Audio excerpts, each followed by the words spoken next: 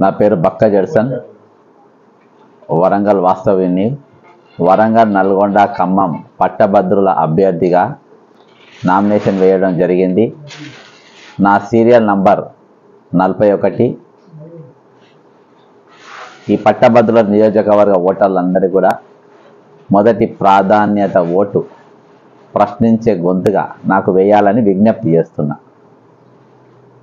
34 సంవత్సరాలు కాంగ్రెస్ పార్టీలోనే క్రియాశీల కాంగ్రెస్ కార్యకర్తగా పనిచేసిన, ఎటువంటి పార్టీలకు మారకుండా, ఏ రోజు కూడా పార్టీ అభ్యర్థుల వ్యతిరేకంగా పనిచేయకుండా, పార్టీల తప్పిదాలు జరిగితే వాటిని ఏలెత్తి చూపించడం, గత ప్రభుత్వం మీద 179 కేసులు వేయడం, ప్రతి దాని మీద సర్పంచ్కి మొదలుపెట్టి రాష్ట్రపతి దాకా ప్రతి వారి తలుపుని తట్టడం జరిగింది. తెలంగాణ జరుగుతున్న దోపిడీ పైన కాంగ్రెస్ పార్టీ అధికారంలోకి వచ్చిన తర్వాత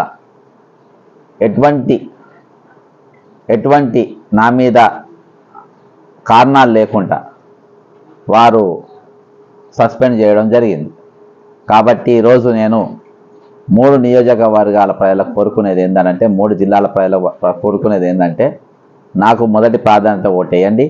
కాంగ్రెస్ పార్టీ కార్యకర్తలు కూడా నాకు ఓటేయాలని కోరుకుంటున్నా. మొదటి ప్రాధాన్యత 34 సంవత్సరాలు పనిచేసేవానికి రిటైర్మెంట్ అయితే బొకే ఇచ్చి శాలువ కప్పి అన్ని రోజులు పనిచేసిన ఒక చెక్ ఇచ్చింటికి పంపుతారు. కానీ ఇక్కడ నన్ను 34 సంవత్సరాలు పనిచేసిన తర్వాత నన్ను లాటు కొట్టి పార్టీలోకి వెళ్ళి బయటికి వెళ్ళగొట్టింది. కాబట్టి ఈరోజు ఉన్నోళ్ళు రేపు ఉంటారో లేదో ఎవరికి తెలియదు. కాబట్టి కాంగ్రెస్ పార్టీ కార్యకర్తలందరూ కూడా, నేను నిజంగా క్రమశిక్షణ గల కాంగ్రెస్ కార్యకర్తలు మీరు అనుకుంటే మొదటి ప్రాధాన్యత ఓటు కాంగ్రెస్ పార్టీ నాయకులు అందరూ వేయాలి. అదేవిధంగా ఇది పట్టభద్రుల ఎన్నికలు కాబట్టి నేను బీజేపీ ఓటర్ మహాశయులను, అంతేకాకుండా బీఆర్ఎస్ పార్టీ పట్టభద్రుల అభ్యర్థులను, అంతేకాకుండా ఇండిపెండెంట్గా ఉన్న అభ్యర్థులను, అన్ని వాళ్ళను మీ ఓటు మొదటి ఓటు మీరు వేసుకోండి, రెండో ప్రాధాన్యత ఓటు నాకు వేయండి. ఎందుకంటే రేపు ఇప్పుడు పార్టీల అభ్యర్థులు ఎవరు కూడా ఏది కాంగ్రెస్ పార్టీ అభ్యర్థికి మీరు ఓటు వేస్తే ఆయన ప్రభుత్వం ప్రశ్నించేదే ఉండదు, గొంతిప్పేదే ఉండదు. అలా గొంతిప్పాల్సింది ఆపోజిషన్ లీడర్సు.